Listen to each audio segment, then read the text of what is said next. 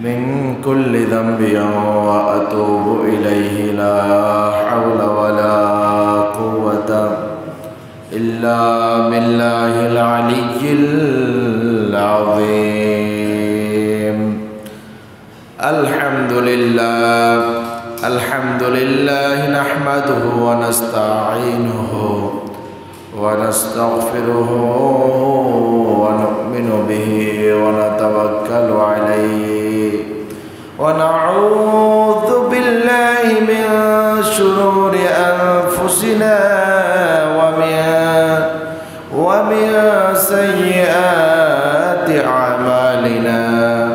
من يهده الله فلا مضل له ومن يضلله فلا هادي له. ونشهد أن سيدنا وكريمنا ورؤوفنا ورحيمنا وغوثنا وقياثنا ومستغاثنا ومطلوبنا ومأوانا وملجانا تعظيما له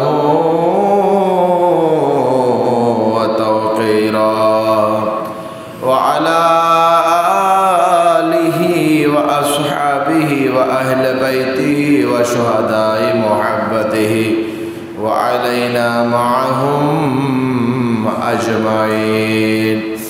أما بعد فقد قال الله تعالى عز وجل في شأن حبيبه ومحبوبه ومعشوقه ومطلوبه مخبرا وآمرا: أعوذ بالله من الشيطان الرجيم.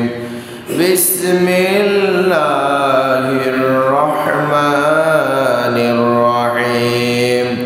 إن الله وملائكته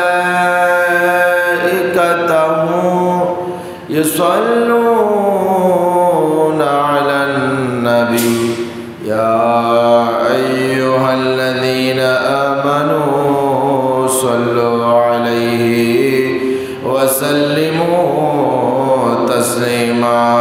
صلى الله على سيدنا محمد وآله وصحبه وسلم. صلى الله على سيدنا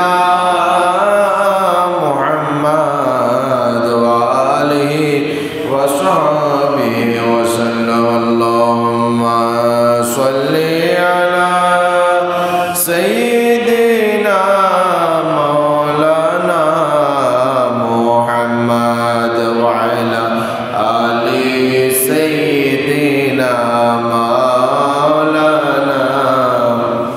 تیرے نسل پاک میں ہے بہت چمچا نور کا، تو ہے عین نور تیرا سب گھرانہ نور کا. اللہم صلی علی سیدنا مولانا محمد وعلی آل سیدنا مولانا. বাড়ি বাড়ি করছরে বন্ধ সে বাড়ি তো তোমার নয়, কবর হবে আসল বাড়ি, মাটি হবে বিছানা। আল্লাহ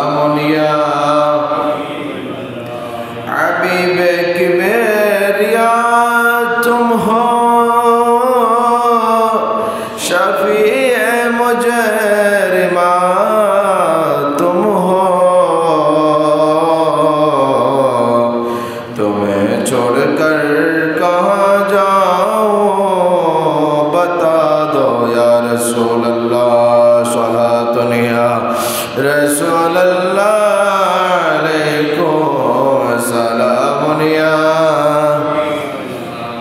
अगर रानी वगर हानी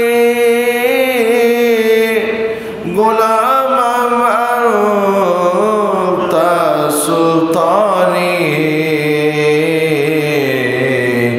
दिगर चीज़ें नमी दानमा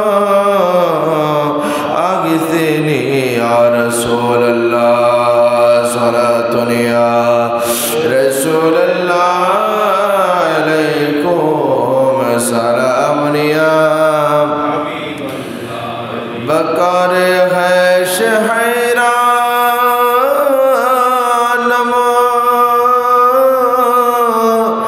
अगसनी या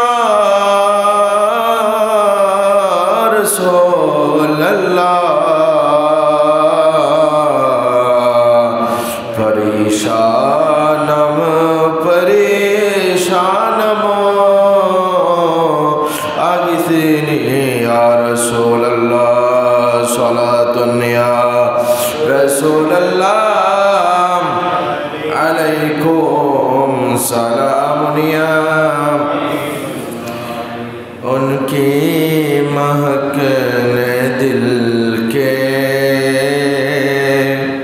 गुन छे खिला दिए हैं उनकी महकन दिल के गुन छे खिला दिए हैं जिस राह चल गई है जिस राह चल गई है कोचे बसा दिए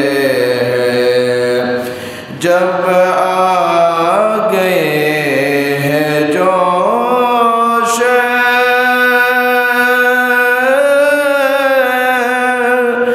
रहमत पे उनकी आंखें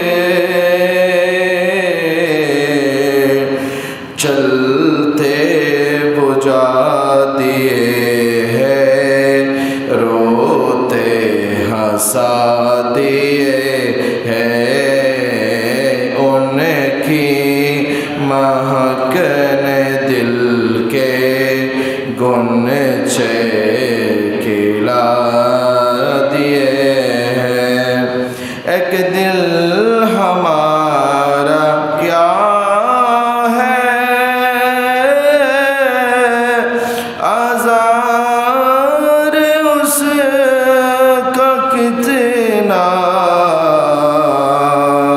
तुमने तो चलते फिरते मुर्दे जिला दिए हैं उनकी महकन दिल के गुन छे खिला दिए हैं जिस राह चल गई है कोछे बसा दिए हैं मोहतरम मकाम दिल मजद वल इहतिशाम सम्मानित मुसल्लिन किराम पर्दानशीन मा ও বোনেরা রাহিমানি ও রাহিমাকুমুল্লাহ আসসালামু আলাইকুম ওয়া রাহমাতুল্লাহি ওয়া বারাকাতুহু মহামনিব আল্লাহ জাল্লা ওয়া আলা মাজদুহুর আলিশান আজিমুর শান দরবারে অসংখ্য অগণিত শুকরিয়া জ্ঞাপন করছি যে মহান রব্বুল আলামিন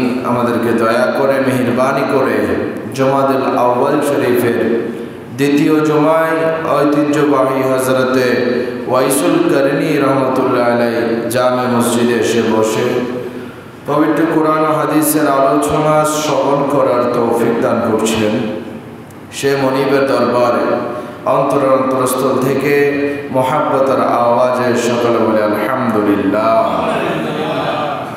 সাথে সাথে লক্ষ কোটি দরুদ সালামের হাদিয়া নজরানা পেশ করে আকা মাওলা রহমাতুল্লিল আলামিন রাহাতুল আশিকিন মুরাদুল মুস্তাকিন শামসুল আরিফিন সিরাজুস সালিকিন মিসবাহুল মুকাররবিন মুহিব্বুল ফুকারাই ওয়াল গুরাবাই ওয়াল মাসাকিন সাইয়্যাহুল মাকা বাঈস কওন মাকা সাহিব আলম নশরা রাজদার মা আওহা শাহিদ মা তাকা রাসূল আকরাম নূর মুজাসসাম সুলতান বাকরিনা সাহিব মুআত্তর পসিনা फैज़ गंजीना शहनशाह नबुव्वत आफ़ताब रिसालत ताजदार ख़त्म नबुव्वत जलवाए सुबह अज़ल नूर ज़ात लम यज़ल मासूम आमना अहमद मुस्तफ़ा मुहम्मद मुस्तफ़ा सल्लल्लाहु अलैहि वसल्लम नूर चरणे सम्मानित उपस्थिति आज के आमादेर आलोचनार विषय हलो रसूल करीम सल्लल्लाहु अलैहि वसल्लमेर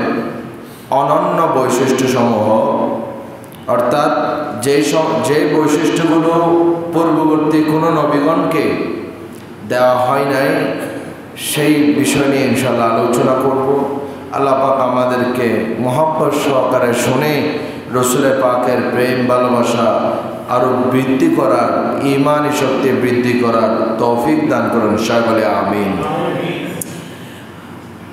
পবিত্র কোরআনের শরীফের মধ্যে আমরা দেখতে পাই সূরা আহজাব শরীফের 40 নম্বর আয়াতের মধ্যে আল্লাহ পাক রব্বুল আলামিন ইরশাদ করেন, আউযু বিল্লাহি মিনাশ শাইতানির রাজীম বিসমিল্লাহির রহমানির রহিম মা কানা মুহাম্মাদুন আবা আহাদিম মির রিজালিকুম ওয়ালাকিন রাসূলুল্লাহি ওয়া খাতামান নাবিয়্যিন সাদাকাল্লাহু মাওলানাল আযীম ওয়া সাদাকা রাসূলুহুন নবিয়্যুল হাবিবুল আমিনুল মাকিনুল করিম।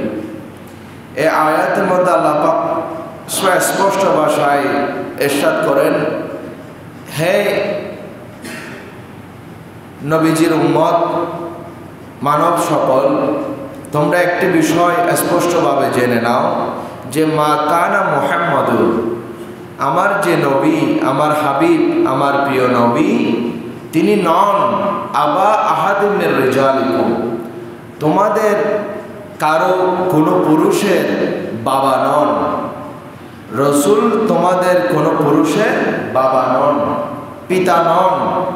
তো কি আল্লাহ বলছেন, ওয়ালাকিন রাসূলুল্লাহি ওয়া খাতামান নাবিয়্যিন, আমি আল্লাহ আমার রসুলকে যে সমস্ত উপাধি দিয়েছি, যে সমস্ত লকব দিয়ে ধন্য করেছি, তার মধ্যে একটি হচ্ছে আমার নবী হলো রাসূলুল্লাহ, আমার রসুল ওয়া খাতামান নাবিয়্যিন, আর সমস্ত নবীগণের শেষ নবী। সুবহানাল্লাহ। অর্থাৎ আল্লাহ এই হাদিস, এই আয়াতের শানে নজুলের মধ্যে আমরা দেখতে পাই, যখন যায়েদ বিন হারেসা রাসূল পাক সাল্লাল্লাহু আলাইহি ওয়াসাল্লামের একজন পালক পুত্র ছিল, পালক পুত্র, তার নাম হচ্ছে যায়েদ বিন হারেসা। তো যায়েদ বিন হারেসা রাদিয়াল্লাহু তাআলা আল্লাহ রসুলের একজন পালক পুত্র। একটা মাসালা আপনারা জেনে নেবেন, সেটা হলো যে সমস্ত পিতা মাতার মা বাবার সন্তান হয় না, অনেকে সন্তান পালন করে, অন্য থেকে কিনে নেয় বা বিভিন্নভাবে সন্তানকে লালন করে, কিনে আনে, নিয়ে আসে বা কারো থেকে কোনো সন্তান নিয়ে আসে। ওই সন্তান যেটাকে আমরা বলে ডাক মানে যেটাকে একেবারে পালন করা হয় পালক পুত্র।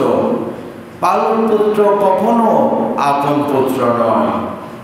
অর্থাৎ সন্তানের মতো এমনি ব্যবহার করতে পারবেন, ঠিক আছে, কিন্তু পালক পুত্রের সাথে, পালক পুত্র এটি যিনি যে মা তাকে লালন করছেন, ওই মার সাথে তার পিতা মা ছেলের সম্পর্ক কখনোই হয় না। ওটা এমনি আমরা মুখে বলি যে, কিন্তু শরিয়াত ফায়সালা ওই মা থেকে ওই সন্তান থেকে পর্দা করতে হবে, বালে খাওয়ার পর থেকে পর্দা করতে হবে। এমনি তো পর্দা মার জন্য, সন্তানের জন্য পর্দা করতে হয় না। অর্থাৎ মার ছেলে মাকে দেখতে পারবে, এটার জন্য পর্দার করতে হয় না কেন? মা।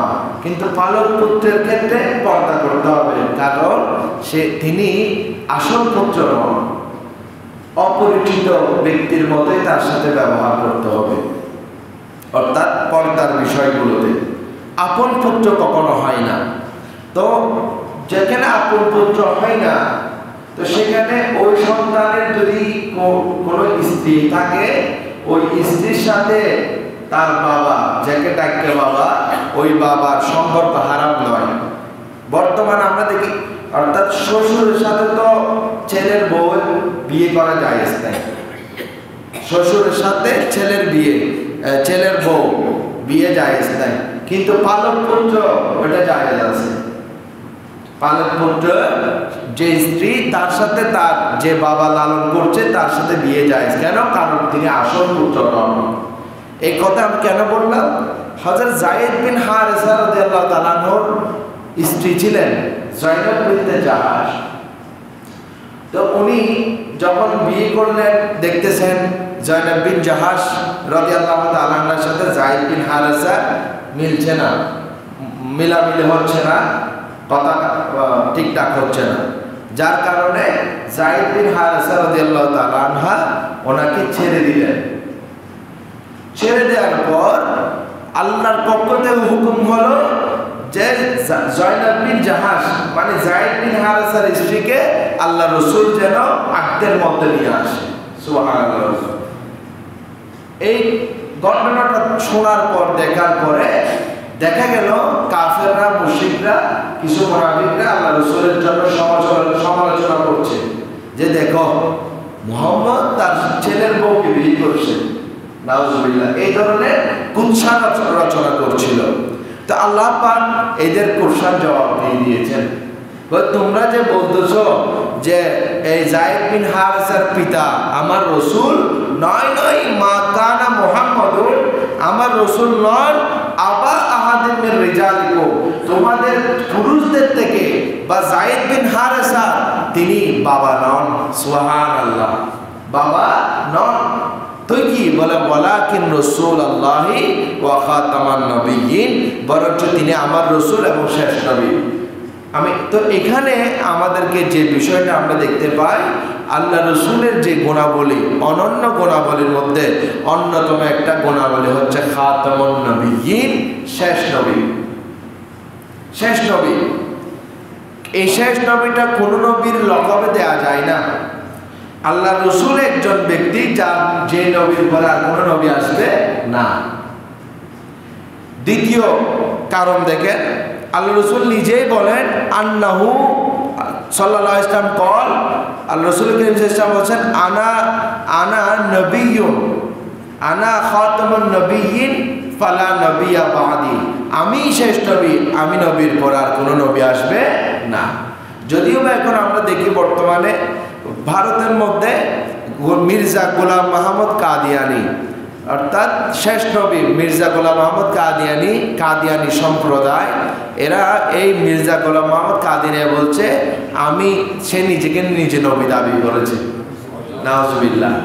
তাহলে দেখেন আল্লাহ রাসূল বলছেন আমি শেষ নবী, আর এরপরে শেষ নবীর দাবিদার মির্জা গোলাম মাহমুদ কাদিয়ানি বলছে আমি নবী, আমার রাসূলের পরে আল্লাহ আমাকে ওহী পাঠিয়েছেন। তা আল্লাহ শুধু মির্জা গোলাম মাহমুদ কাদিয়ানি নয়, আল্লাহ রাসূলের ইন্তেকালের পরে কিছু অনেক ভণ্ড নবীর দাবিদার বের হয়েছে, যেমন মুসাইলামাতুল কাজ্জাব। এই ধরনের ভণ্ড নবী বলছে আমি নবী, আল্লাহ মুহাম্মদের পরে আমাকে নবী বানিয়েছেন, কিন্তু আল্লাহ তাআলা রুলিং জারি করে দিয়েছেন যে এই শেষ নবী একমাত্র আমার নবী। সুবহানাল্লাহ। আমার নবীর মাধ্যমে আমি পুরা নবুয়তের দরজাকে বন্ধ করে দিয়েছি। এরপর আসেন রাসূল কারীম সাল্লাল্লাহু আলাইহি ওয়াসাল্লামের আরেকটি অন্যতম অনন্য বৈশিষ্ট্য হচ্ছে যে আল্লাহ রাসূল ইরশাদ করেন নুসিরতু বির-রু'ব, বলছে আমি নবীকে ভয়ের মাধ্যমে সাহায্য করা হয়েছে। অর্থাৎ কোন কাফের সূর্য মুশরিকরা যদি 1 মাসের দূরত্বের পথে থাকে, আমার নাম যখন তাদেরকে উল্লেখ করা হয়, তারা ভয়ে তরতর কাঁপে, আমি নবীর সাথে আর যুদ্ধ করতে আসতো না, তারা ভয়ে পালিয়ে যেত। সুবহানাল্লাহ। এটা আমার নবীকে আল্লাহ পাক রব্বুল আলামিন দিয়েছেন।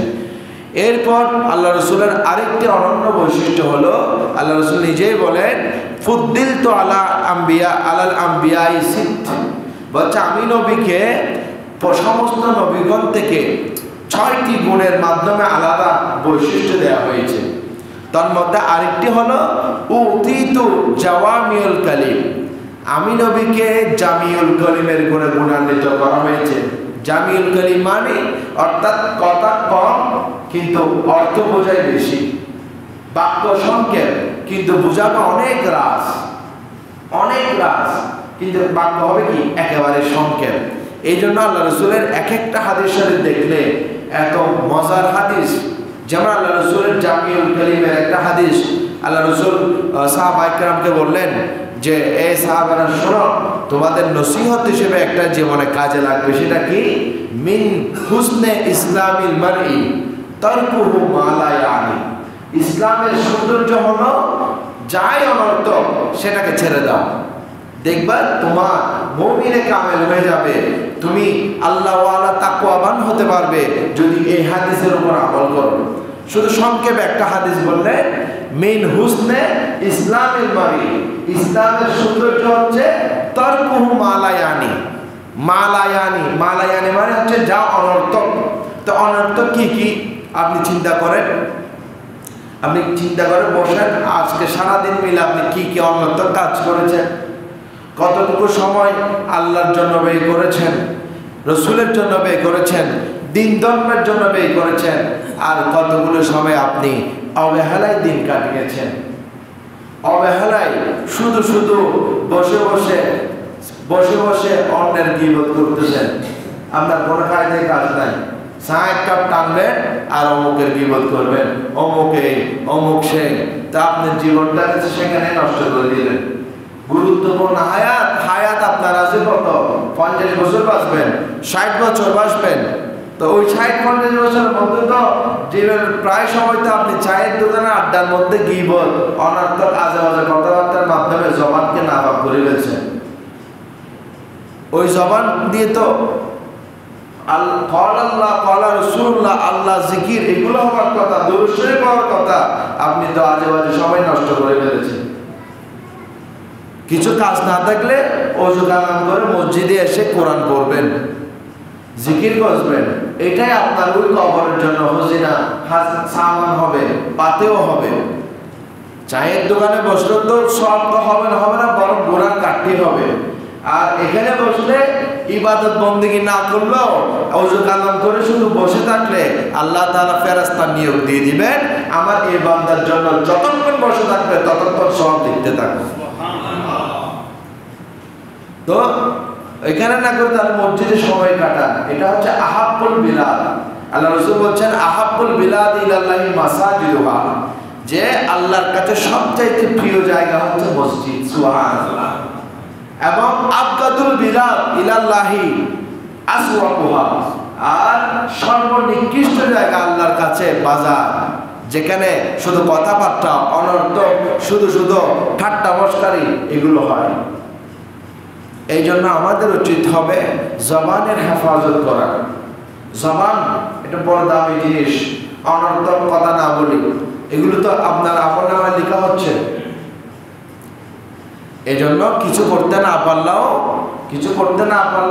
অন্তত জিকির করবেন, মুখে জবানে জিকির জারি রাখবেন, আপনার জিকিরটা একেবারে উর্বর সজীবতায় ভরপুর হয়ে যাবে।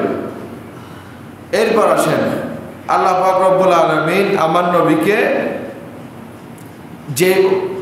যে একটা স্পেশাল বৈশিষ্ট্য দিয়েছেন, তার মধ্যে আরেকটা হচ্ছে আল্লাহ রাসূল করিম সাল্লাল্লাহু আলাইহি ওয়াসাল্লামের আদম আলাইহিস সালাম থেকে নিয়ে আমার নবী যেই নসল মোবারক দিয়ে এসেছেন, পুরা প্রত্যেকটা নসলে যারাই ওই নসলের হামেল বহনকারী ছিলেন, প্রত্যেকেই মুসলমান ছিলেন, প্রত্যেকেই আল্লাহওয়ালা ছিলেন, সুবহানাল্লাহ। আল্লাহ রসুলের বংশধারার মধ্যে কোনো কাফিরও ছিল না, কোনো মূর্তি পূজকও ছিল না, সুবহানাল্লাহ। আল্লাহ বলছেন ওয়া তাকাল্লুবাকা ফিস সাজিদিন, আপনার স্থানান্তর, ইয়া রাসূলুল্লাহ আপনার যে নসল মোবারক দিয়ে এসেছেন স্থানান্তর এগুলো প্রত্যেকেই সিজদাকারী ছিল। সুবহানাল্লাহ। আল্লাহ, যদিও বা আমরা দেখতে পাই না জানার কারণও হতে পারে, আর নয়তো রসুলের পাকের সাথে বিদ্বেষ থাকার কারণও হতে পারে যে আল্লাহ রসুলের মা বাবাকে অনেকেই মুসলমান ছিলেন না বলে, নাউজুবিল্লাহ বলে, রসুলের পাকের মা বাবা নাকি মুসলমান ছিলেন না। এই ধরনের আকীদাও আমাদের বর্তমান মুসলমান নামদারি রাখতেছে। আপনারা এদের ওয়াজ আবার শোনেন ইউটিউবের মধ্যে। আপনারা তো এখন মাহফিলে আসেন না, এখানে মাহফিলের আয়োজন করলে আপনারা ঘরে বসে থাকেন, কোথায় দেখেন? ইউটিউবে। ইউটিউব তো এখন ওইখানে বাতিল যারা ইমান ধ্বংসকারী এই সমস্ত মৌলবীরা দখল করে আসে। তা আপনারা টিভার সময় কে ভালো কে খারাপ তো দেখতেছেন না, ভাইরাল বক্তা দেখতেছে কি রসুল পাকের পিতা মাতা কাফের, আপনি শুনতেছেন তো আপনি তো জানেন না ভালো খারাপ পার্থক্য করার ক্ষমতা তো আপনার নাই। তা আপনি শুনে এটা আবার অন্যজনকে বলছেন, আপনারও ইমান গেছে, যাকে বলছেন তারও ইমান গেছে। তাই রসুল করিম নয়, রসুল করিম সাল্লাল্লাহু আলাইহি ওয়াসাল্লামের পিতা মাতা নয়, শুধু রসুল পাকের পিতা মাতার উপরস্থ যত বংশধর রয়েছে সমস্ত আল্লাহ রসুলের আবাও আজদাদ রসুল করিম সাল্লাল্লাহু আলাইহি ওয়াসাল্লামের যেই নসল মোবারক দিয়ে এসেছেন প্রত্যেকেই আল্লাহওয়ালা ছিলেন। সুবহানাল্লাহ। এটাই হচ্ছে সহি মুসলমান, সহি আকীদা। একজন সঠিক মুসলমানের এটা সঠিক আকীদা, এটা হওয়া উচিত। যেখানে দেখবেন যে লিখতেছে যে আল্লাহ রসুলের পিতামাতা কাফের, মনে করবেন এরা ইসলামের বন্ধু নয়, বরঞ্চ লেবাসদারি, এরা ইসলামের শত্রু। মুসলমানদের মধ্যে ফিতনা ফাসাদ করার জন্য এই ধরনের কাজ করছেন। আপনি চিন্তা করুন, আপনার মা বাবাকে যদি কেউ গালি দেয় আপনার কেমন লাগে বলেন? ভালো লাগে? আপনি তো রাগ তেলে বেগুনে জলে উঠেন, আপনি জুতা নিয়ে মারতে যান তাকে, কি বললে আমার মা বাবার ব্যাপারে আপনার মা বাবা খারাপ হতে পারে, কিন্তু যখন কেউ গালি দেয় আপনার এটা সহ্য হয় না। আর যিনি রসুল, আল্লাহ রসুলের মা বাবাকে যখন কাফের বলা হয় আল্লাহ রসুলের অন্তরে কি কষ্ট পৌঁছায় না? তো যে রসুলকে কষ্ট দেয় সে মুসলমান কিভাবে হয়? সূরা আহজাব শরীফের মধ্যে আল্লাহ পাক রব্বুল আলামিন রুলিং জারি করে দিয়েছেন। আউযু বিল্লাহি মিনাশ শাইতানির রাজিম, বিসমিল্লাহির রহমানির রহিম। ইন্নাল্লাযীনা ইউযুনাল্লাহা ওয়া রাসূলাহু লা'আনাহুমুল্লাহু ফিদ দুনিয়া ওয়াল আখিরাহ ওয়া আ'আদ্দা লাহুম আযাবাম মুহিনা। বলছেন নিশ্চয়ই যারা আল্লাহ এবং আল্লাহ রাসূলের অন্তরের মধ্যে কষ্ট দেয়, আল্লাহ আল্লাহ রাসূলকে কষ্ট দেয়, আল্লাহ বলছেন লা'আনাহুমুল্লাহু ফিদ দুনিয়া ওয়াল আখিরাহ, দুনিয়া এবং আখিরাতে তাদেরকে লানত। নাউজুবিল্লাহ। দেখেন আল্লাহ লানত, দুনিয়াতেও বেজ্জিত হয় আখিরাতেও বেজ্জিত হয়। এরা কেন? কারণ রসুলকে কষ্ট দেওয়ার কারণে। এই জন্য দেখবেন যখন থেকে রসুলের শানে বিয়াদবি শুরু হয় তার জবান আর ঠিক থাকে না, সে তখন মাহফিলের ময়দানে মানে উল্টাপাল্টা বকতে থাকে। সে নিজেও জানে সে মুখে কি বলতেছে। কখনো কখনো বলে 1990, অনেকের সময় বলে 1990-এ অনেক কিছু সে করে ফেলেছে, টাইম থাকে শুধু 1990। তার মানে আর অনেকে বলবে জবান এত খারাপ। আমার কথা হচ্ছে যারা তাকে জিজ্ঞেস করালো তুমি বারবার রসুল পাকের শানে এরকম বেয়াদবি করছো কেন? রসুল পাকের আম্মাজান, রসুল পাকের যে স্ত্রীবর্গ আছে, মা খাদিজাতুল কুবরা রাদিয়াল্লাহু তাআলা আনহার বিষয়ে সে আকীদা, সে বলতেছে বলে রসুল পাক সাল্লাল্লাহু আলাইহি ওয়াসাল্লামের যে স্ত্রী খাদিজা ইনি তো নামাজ পড়ে নাই। ইনি কি বলেন নাই? নামাজ না পড়ে জান্নাতে যাবে। কত বড় কথা! নামাজ না পড়ে নাকি খাদিজাতুল কুবরা রাদিয়াল্লাহু তাআলা জান্নাতে যাবে। তার মানে বোঝা গেল নামাজ খাদিজাতুল কুবরা রাদিয়াল্লাহু তাআলা আনহার উপর ফরজ ছিল, তিনি পড়েন নাই, তবু জান্নাতে। কিন্তু কথা তো এটা নয়। কথা হচ্ছে মা খাদিজা রাদিয়াল্লাহু তাআলা আনহা যতদিন দুনিয়ার জমিনে ছিলেন ততদিন নামাজ ফরজ হয় নাই। মা খাদিজা রাদিয়াল্লাহু তাআলা ইন্তেকালের পরেই তো মেরাজের রাত্রিতে কি হয়েছে, নামাজ ফরজ হয়েছে। তো নামাজ পড়ে নাই বলা মানে নামাজ ফরজ ছিল তিনি পড়েন নাই, কথা এরকম না, কথা বেয়াদবি। তো তাকে জিজ্ঞেস করা, তাকে তার ব্যাপারে জিজ্ঞেস করা হলে তাদের দল থেকে যে এরকম করতেছে কেন, পাগলামি করতেছে কেন, বলে আসলে জেলের মধ্যে পুলিশের টর্চার বেশি করছে, তো এই টর্চারের পর থেকে তার মাথা ঠিক নাই, সে এখন উল্টাপাল্টা বলতেছে। জেলের মধ্যে বলে কি টর্চার বেশি করছে। তা আমার কথা হলো, জেলের মধ্যে যদি টর্চার করে থাকে তাহলে সে তো সব বিষয়ে উল্টাপাল্টা বলবে, কিন্তু সে সব বিষয়ে উল্টাপাল্টা বলে না। সে 1 লাখকে 1 লাখ চিনে, 50,000কে 50,000 চিনে, টাকা ঠিক আছে, খাওয়ার ঠিক আছে, ঘুম ঠিক আছে, কোথায় ঠিক নাই, বহু ঠিক আছে, ওই রসুলের সামনে বেয়াদবি করার ক্ষেত্রে ওটাতে তো মাথা নড়ে যায়। তার মানে এগুলো সবাই ইসলামের শত্রু। তা আমাদের যে আল্লাহ রসুলের যে নসবনামা, রসুল পাক সাল্লাল্লাহু আলাইহি ওয়াসাল্লাম নিজেই বলেছেন, ক্বালা রাসূলুল্লাহ সাল্লাল্লাহু আলাইহি ওয়াসাল্লাম ইন্নাল্লাহ ইসতাফা কানানাতা ইবনে ওয়ালদ ইসমাঈল ওয়াসতাফা কুরাইশ মিন কানানা ওয়াসতাফা বনি হাশিম মিন কুরাইশ ওয়াসতাফানি মিন বনি হাশিম।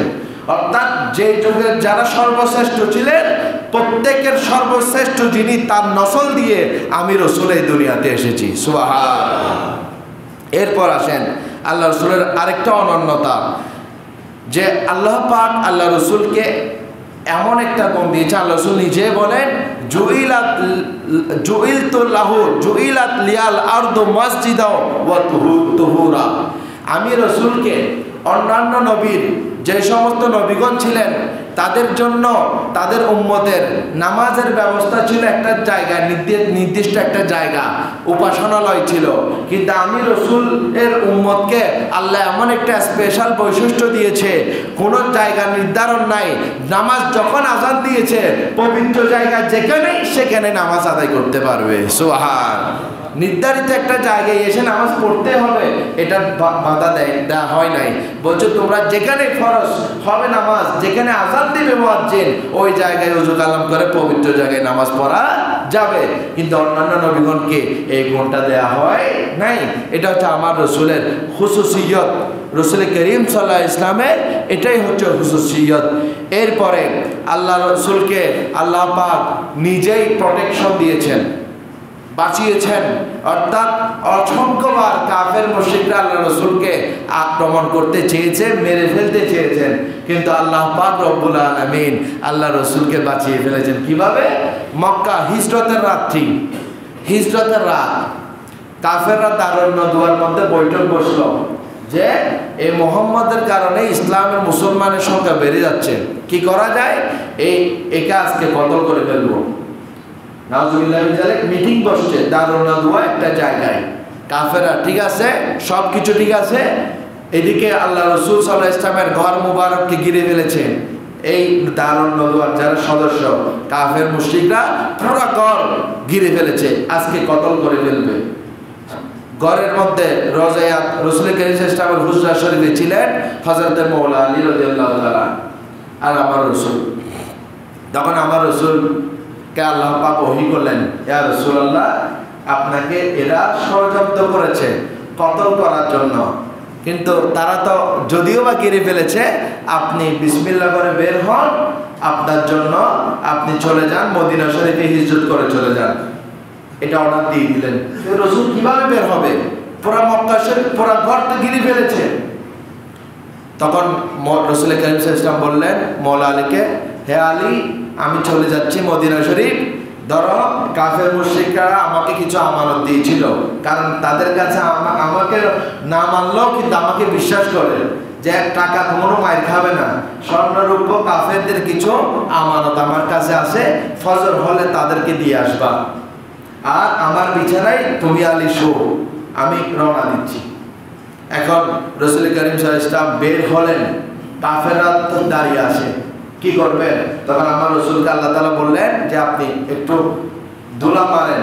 নিচ থেকে আল্লাহ রসুল মাটি মুবারক নিয়ে এমনভাবে মারলেন, শুধু এক হাত দিয়ে শুধু ধুলা মারলেন, প্রত্যেক কাফের যারাই এখানে ঘিরে ফেলেছে প্রত্যেকের চোখের মধ্যে চলে গিয়েছে। সুবহানাল্লাহ। আমার আল্লাহ বলছেন ওয়ামা রমাইতা ইজ রমাইতা ওয়ালাকিন্নাল্লাহ রমা। ইয়া রাসূলুল্লাহ, এই ধুলাবালি মূলত আপনি মারেন নাই, আমি আল্লাহ মেরে দিয়েছি। সুবহানাল্লাহ। তখন তারা চোখে মুখে আর কিছু দেখতে পেল না, আল্লাহ রাসূল তাদের সামনে হয়ে মদিনা শরীফে চলে গেলেন। সুবহানাল্লাহ। দেখেন, এটা হচ্ছে আল্লাহ রাসূলের দুনিয়াবি স্পেশালিটি, অনন্যতা। আখিরাতের মধ্যে আল্লাহ রাসূলের এমন গুণ আল্লাহ পাক দিয়েছেন যেটা অন্য নবীদেরকে দেওয়া হয়নি। সেটা কি? শাফাআতে উজমা, রাসূল পাক সাল্লাল্লাহু আলাইহি ওয়াসাল্লামের সুপারিশ। রাসূল করিম সাল্লাল্লাহু আলাইহি ওয়াসাল্লাম যে কিয়ামতের ময়দানে আমরা গুনাহগারের জন্য সুপারিশ করবে কিনা? বলেন, করবে কিনা?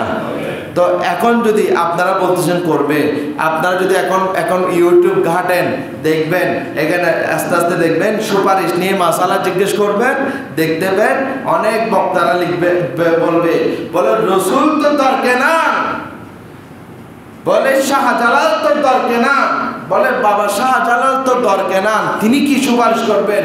খুদ মোহাম্মদ মুস্তাফা সাল্লাল্লাহু আলাইহি ওয়াসাল্লাম পর্যন্ত কিয়ামতের ময়দানে তার কি হবে তিনি নিজেও জানেন না।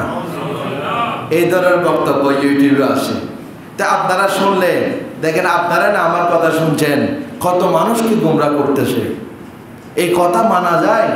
স্পষ্ট আল্লাহ রাসূলের স্পেশালিটির মতো অন্যতম একটা হচ্ছে শাফাআতে উজমা, যে আল্লাহ পাক আমার রসুলকে, রসুলের পাককে শাফাআতে কুবরার ক্ষমতা দিয়েছেন।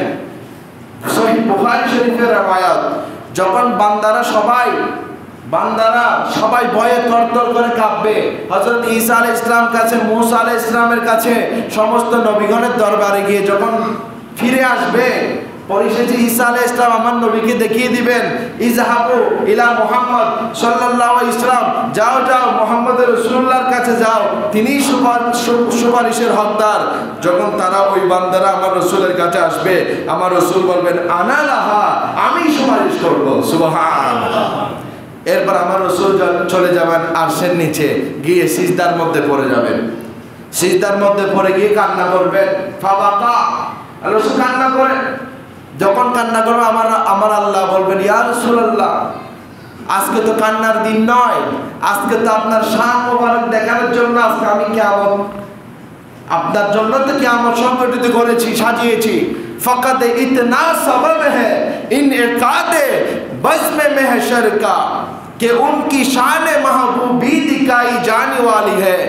আজকে তো আপনার শানে মাহবুবী আমি দেখাবো। তখন আমার আল্লাহ বলবেন ইরফা রাসাকা ইয়া মুহাম্মদ সাল্লাল্লাহু আলাইহি ওয়াসাল্লাম, ইয়া রাসূলুল্লাহ আপনার সেরে পাককে মাথা মোবারক উত্তোলন করেন। ইশফা, আপনি সুপারিশ করেন। তুশাফা, আপনি যার জন্য সুপারিশ করবেন তার সুপারিশ কবুল করা হবে। সুবহানাল্লাহ। তা আমরা আল্লাহ রাসূলের সুপারিশ চাই কি চাই না? বলেন, চাই কি চাই না? তা যদি চাই, তাহলে যারা এই ধরনের কথা বলে এদের বক্তব্য শোনা থেকে বিরত থাকবে। শুনলে ঈমান চলে যাবে, এদের বক্তব্যগুলো দেখা হারাম।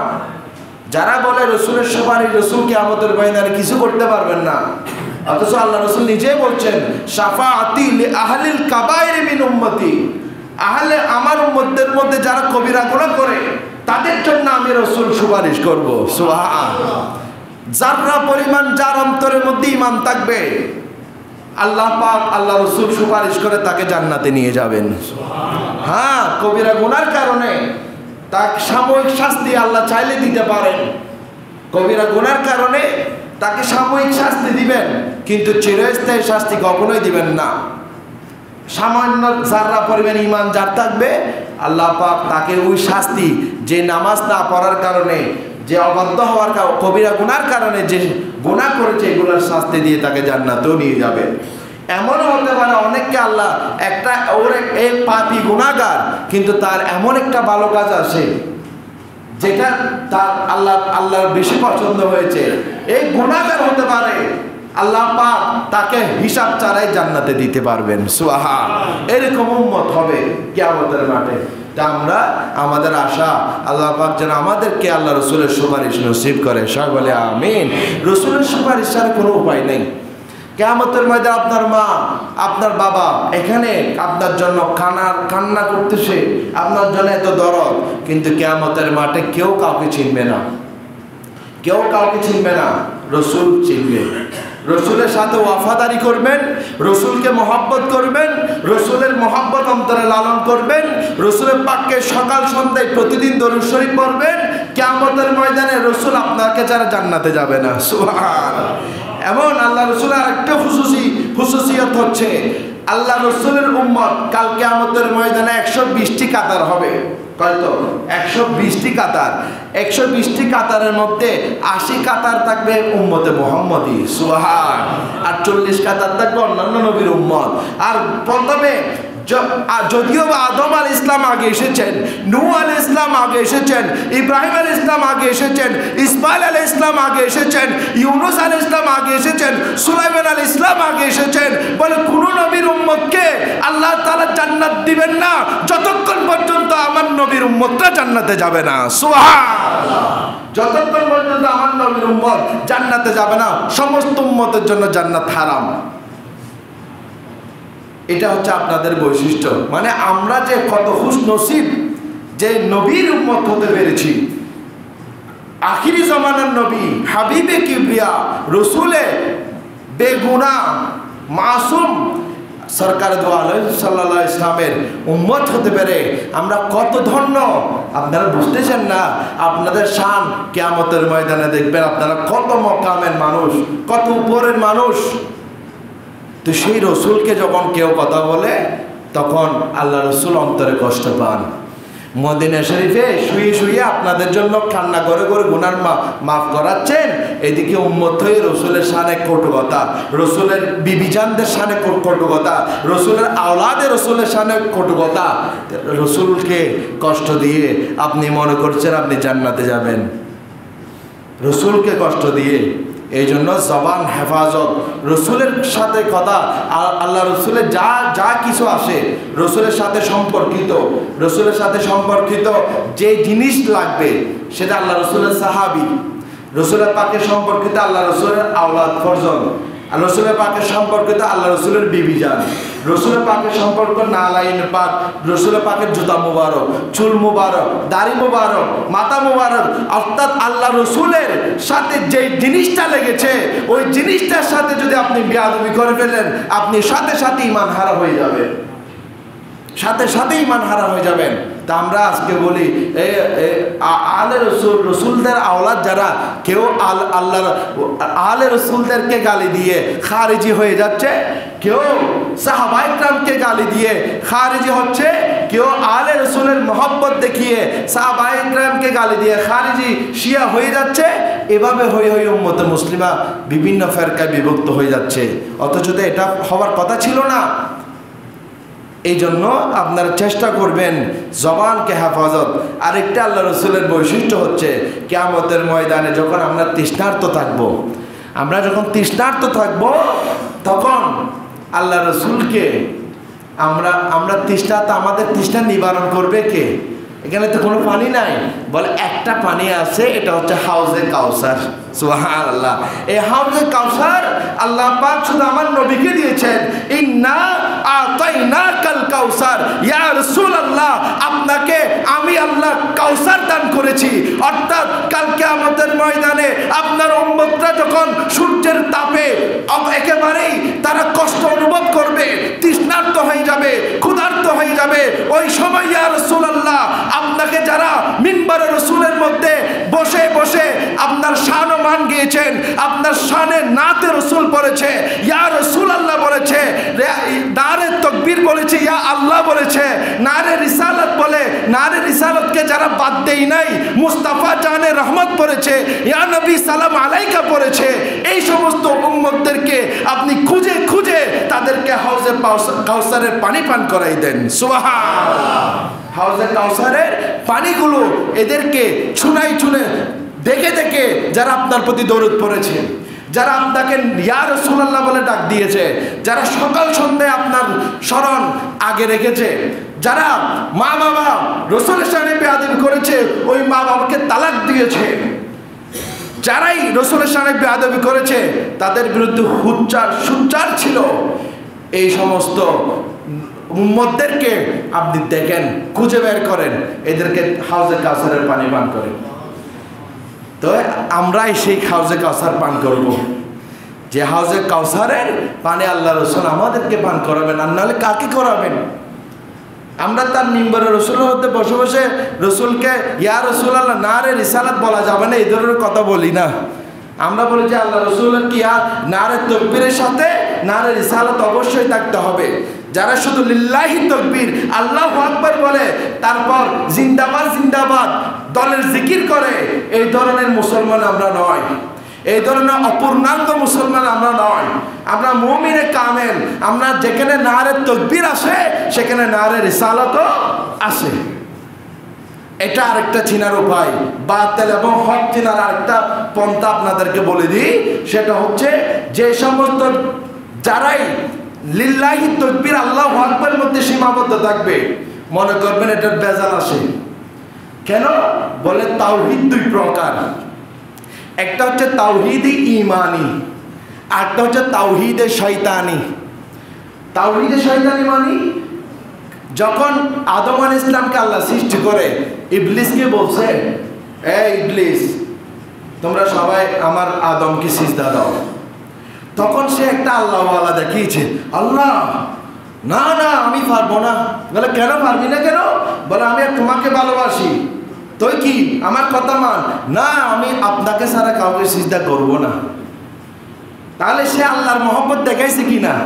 আল্লাহ বলছে তোর এ ধরনের মহব্বত আমার দরকার নাই, ফাখরুজ এখন বের হ, ফাইন্নাকা মিনাল মুখরাজিন, তুই লানত প্রাপ্ত। এটার নাম হচ্ছে তাওহীদে শয়তানি, মানে মহব্বত দেখাবে আল্লাহর কিন্তু রসুলের শানে বেয়াদবি করবে।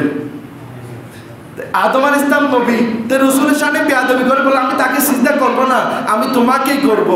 আল্লাহ বলছে তোর এই মহব্বত আমার দরকার নাই। তো তাওহীদি ঈমানে কি? বলে যেখানে আল্লাহ থাকবে সেখানে রসুল থাকবে, যেখানে আল্লাহ থাকবে সেখানে রসুল থাকবে।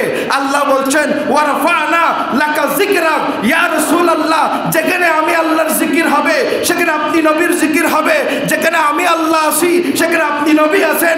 মাই ইউতির রাসূল ফাকাদ আতাল্লাহ, যে আল্লাহর রসুলের আনুগত্য করবে সে আমি আল্লাহর আনুগত্য করবে। ওয়া মা রামাইতা ইজ রামাইতা ওয়ালাকিন্নাল্লাহ রামা, অর্থাৎ ইয়া রাসূলুল্লাহ আপনি যেটা নিক্ষেপ করেন সেটা আপনি করেন না, আমি আল্লাহই করি। যে আপনার হাতে বায়াত গ্রহণ করে তারা শুধু আপনার হাতে বায়াত গ্রহণ করে না, আমি আল্লাহর হাতে বায়াত গ্রহণ করে। সুতরাং আমি আল্লাহর আযানের মধ্যে আমি আল্লাহর জিকির, সেখানে আপনি রসুলের জিকির। একামতের মধ্যে আমি আল্লাহর জিকির, আপনি নবীর জিকির। মরণের মধ্যে ইন্তেকালে কবরে শোয়ানোর পরে যখন মান রব্বুকা বলবে আমি আল্লাহর জিকির, যখন ওমান তাকুল হাজা রসুল, এই রসুল এই মানুষটাকে কি বলতে? আপনার জিকির। অর্থাৎ সুতরাং চূড়ান্ত ফায়সালা হলো যেখানে আমি আল্লাহ আসি সেখানে আমার রসুলও থাকবে। সুবহানাল্লাহ, এটাই হচ্ছে চূড়ান্ত ফায়সালা। সুতরাং যারা এই রসুলকে বাদ দিয়ে ইসলামের দাবিদার, এটা নীল নদের পানি যেভাবে নীল নয়, এই ধরনের ইসলাম দাবিদার এরা ইসলামের অন্তর্ভুক্ত নয়। ও আখিরু দাওয়ানা আনিল হামদুলিল্লাহি রাব্বিল আলামিন। প্রত্যেকে 4 রাকাত কবলা জুমা আদায় করুন।